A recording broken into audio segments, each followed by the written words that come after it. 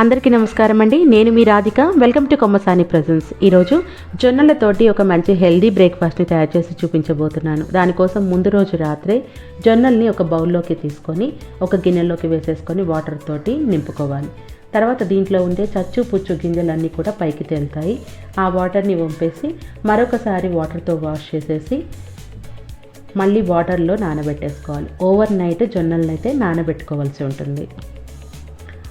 తర్వాత రోజు మార్నింగ్ లేవగానే ఏ గిన్నెతో అయితే మనం జొన్నల్ని తీసుకున్నామో దానికి పావు భాగం పెసరపప్పును తీసుకొని ఒక 10 నిమిషాల వరకు నానబెట్టుకోవాలి. 10 నిమిషాల తర్వాత ఈ రెండింటిని ఒకసారి శుభ్రంగా క్లీన్ చేసేసి కుక్కర్లోకి వేసేసుకోవాలి. నేను తీసుకున్న క్వాంటిటీ అయితే ఒక 6గురికి సరిపోయేంత బ్రేక్ఫాస్ట్ అయితే తయారైంది. మీరు కాస్త తగ్గించుకొని కూడా చేసుకోవచ్చు. తర్వాత నానబెట్టుకున్నటువంటి పెసరపప్పును కూడా వేసుకొని ఒక బౌల్ జొన్నలకి 3 బౌల్ల వాటర్ని అయితే యాడ్ చేయాలి. ఇప్పుడు దీంట్లోకి తగినంత ఉప్పు, 1 టేబుల్ స్పూన్ ఆయిల్ని వేసేసుకొని కుక్కర్ మూత పెట్టుకొని 3-4 విజిల్స్ వచ్చే వరకు ఉడకనివ్వాలి. 3-4 విజిల్స్కి అయితే పర్ఫెక్ట్గా ఉడికిపోతుంది. 2 విజిల్స్కి అయితే కాస్త 80% వరకు కుక్ అవుతుంది. అది చూసుకొని కుక్కర్ విజిల్స్ని రానివ్వండి. ఆవిరంతా పోయిన తర్వాత ఒకసారి కుక్కర్ మూత తీయండి. మీకు కన్సిస్టెన్సీ ఇలా ఉంటే ఓకే. ఒకవేళ కొంచెం గట్టిగా ఉన్నా పర్లేదు, మనం తాలింపు కొంచెం వాటర్ని యాడ్ చేసుకోవచ్చు. ఇప్పుడు స్టవ్ మీద బాండీని పెట్టుకొని 2 టేబుల్ స్పూన్ల ఆయిల్ వేసుకొని జీలకర్ర, మినపగుళ్ళు, పచ్చిశనగపప్పు, ఆవాలను వేసేసుకోవాలి. తర్వాత దీంట్లోకి ఒక చిన్న అల్లం ముక్కను తీసుకొని తురుముకొని వేసుకోవాలి. అల్లం తరుగు వేసిన తర్వాత ఒకసారి మొత్తం కలిపేసుకోవాలి. తాలింపు బాగా ఫ్రై అయిన తర్వాత దీంట్లోకి ఒక 7-8 వరకు పచ్చిమిరపకాయలని తీసుకొని నిలువుగా కట్ చేసేసుకొని వేసేసుకోవాలి.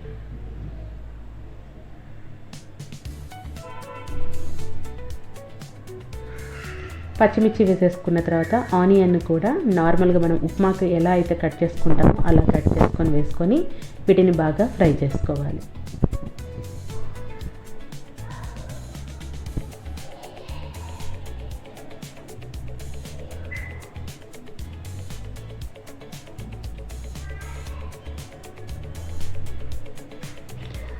ఇవి ఫ్రై అవుతున్నప్పుడు కాస్తంత కరివేపాకును వేసుకొని ఒక గుప్పెడు లేదంటే కాస్తంత తక్కువగానే జీడిపప్పును కూడా వేసుకొని ఫ్రై చేసుకోండి.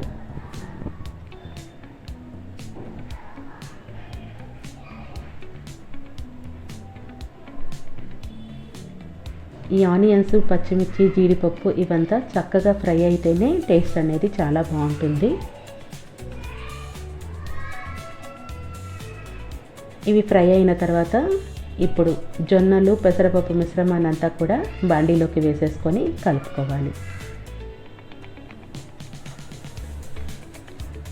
ఫ్లేమ్ని మీడియంలో పెట్టి కాస్తంత సాల్ట్ని వేసుకోవాలి. ఇందాక మనం కుక్కర్లో వేసుకున్నాం కాబట్టి కొంచెం చూసి వేసుకోండి.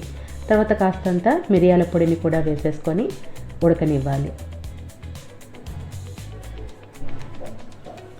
లాస్ట్కి 1 స్పూన్ వరకు మనం సాంబార్ పౌడర్ ఉంటుంది కదా, ఆ సాంబార్ పౌడర్ని వేసుకోండి. టేస్ట్ అంతా కూడా చాలా బాగుంటుంది.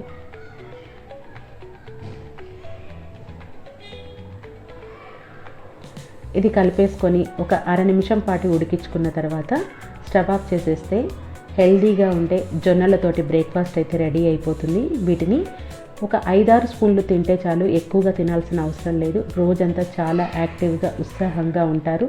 పిల్లలకు కూడా చాలా చాలా మంచిది. కాబట్టి చిన్న చిన్న బౌల్స్లో సర్వ్ చేయండి. ఇలా సాంబార్ పౌడర్ వేసిన తర్వాత 1/2 నిమిషం తర్వాత కొత్తిమీరను కూడా వేసేసుకొని బౌల్స్లో సర్వ్ చేసేసుకుంటే హెల్దీ బ్రేక్ఫాస్ట్ అయితే రెడీ అయిపోతుంది.